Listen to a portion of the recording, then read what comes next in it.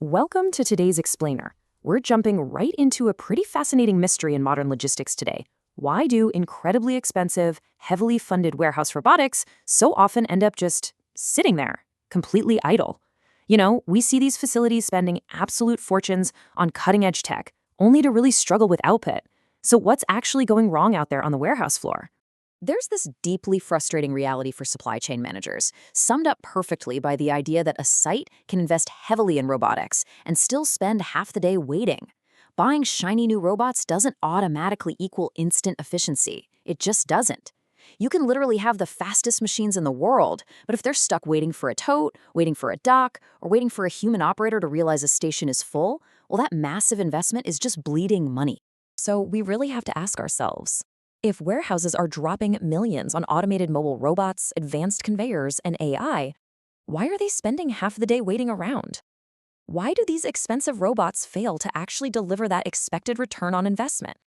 Let's figure out where the bottleneck actually is. And that brings us to our first main point. The problem? Disconnected islands. You see, the issue usually isn't a lack of technology. You've got the machines, right? But modern warehouses rarely arrive as one neat, perfectly designed ecosystem. They grow piecemeal. You add a new sorter over here to fix a problem, deploy a mobile robot fleet over there, and maybe, keep some legacy software running because replacing it would just be way too disruptive. This creates isolated islands of tech. And here is the kicker. Every single handoff between these disconnected islands is exactly where precious time just disappears. Without real-time coordination, a minor 5-minute delay in one specific area, let's say a temporary jam on a conveyor belt, can easily cascade into a massive 2-hour queue somewhere else on the floor.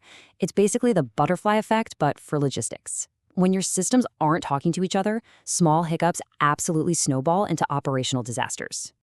So how do we fix this? Enter warehouse orchestration.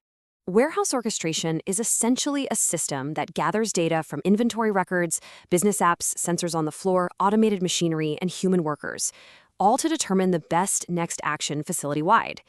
Think of orchestration not as just another separate software system you have to manage, but as the underlying logic. It's the brain that keeps your entire tech stack moving together, making decisions with the state of the whole facility in mind.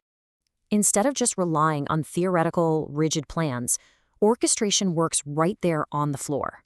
It continuously asks and answers real-time questions. Things like, should a priority order leap ahead of the queue because downstream orders depend on it? Or, is the packing area actually able to absorb more work right now? Would an autonomous mobile robot be quicker than a congested conveyor route? It's constantly adjusting priorities as conditions actually change on the ground. Now, let's move on to decoding the alphabet soup of warehouse software. If you've been around logistics for more than 5 minutes, you know the industry absolutely loves confusing acronyms. Your WMS, or warehouse management system, is your system of record. It handles what must be shipped and manages the inventory rules. Then you have your WCS, the control system, which handles the actual physical movement of automated machinery.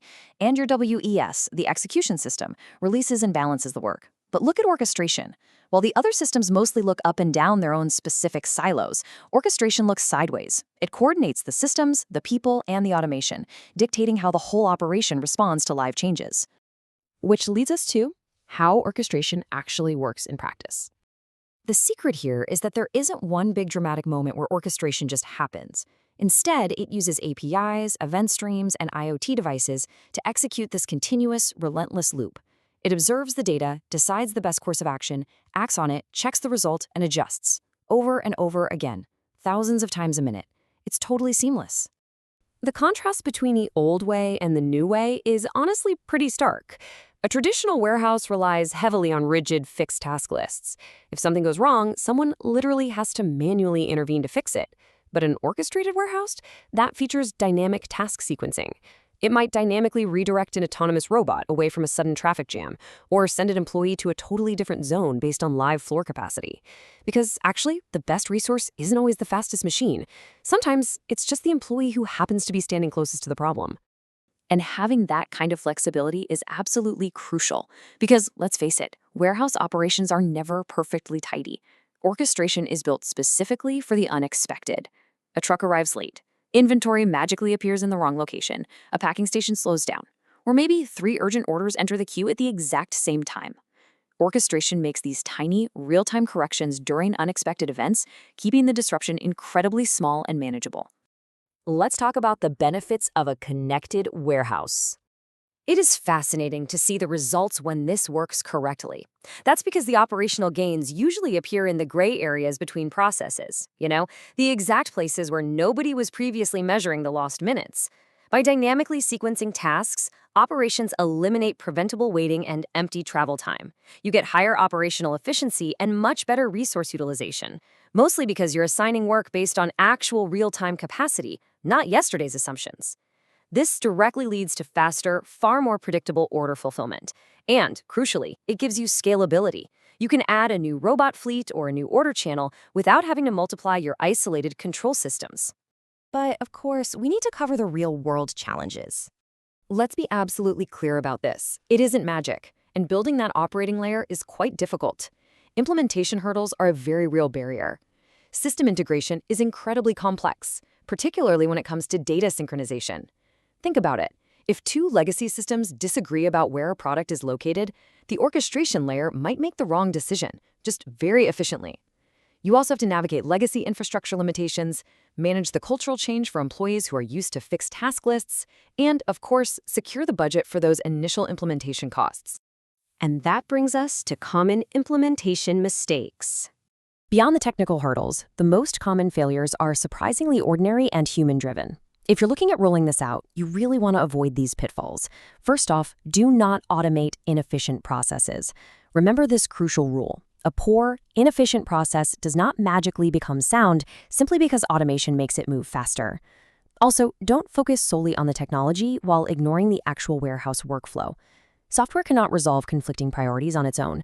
And whatever you do, do not underestimate employee training. Your team really needs to understand overrides and exceptions. So how should you start your planning? Well, you must define your objectives in numbers. Just saying you want to improve automation is not a measurable target. To actually succeed, you have to standardize your operational data and define your goals using hard metrics, things like throughput, cycle time, dwell time, or travel distance.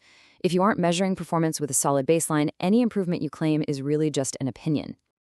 Now let's look ahead to the future of dynamic warehouses. Bringing this all together, relying strictly on isolated systems, leaves incredible potential locked away. The lasting value of orchestration isn't automation for its own sake. It's not just buying robots so you can boast that you have robots, right? It's about building a connected facility that can sense what is changing and respond with way less delay. It's having the ability to course correct in real time, right on the floor, before a small hiccup becomes an incredibly expensive disaster. So as you look at your own logistics and supply chain operations, you have to ask yourself this final question. Is your warehouse functioning as a single connected operation, or is it just a collection of isolated islands? Are your expensive robots actually working together seamlessly, or are they just sitting around waiting for someone to tell them what to do next? Thanks for diving into this explainer with me, and I hope this helps you completely rethink how you view automation.